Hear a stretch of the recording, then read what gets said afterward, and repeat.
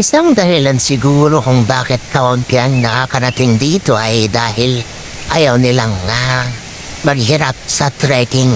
Well, wala ka namang ibang way kasi talaga guys tumarating itong falls na ito maliban sa mag-trek ka.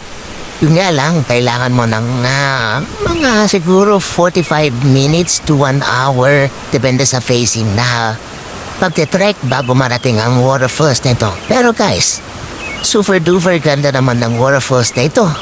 Ito ang matatawag nating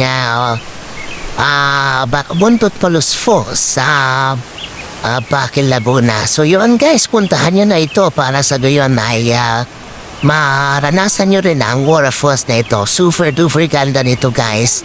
Promise. Konting trek lang naman yun guys, exercise na rin. Actually, mas na-appreciate ko nga ito guys kasi naka-exercise na nga ako through trek. Na-experience ko pa yung napakagandang waterfalls na ito guys.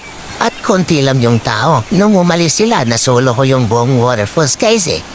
Inantay ko muna silang umalis dyan guys. Kaya yun ang technique pag pumupunta kayo dito ay antayin niyong makaalis sila.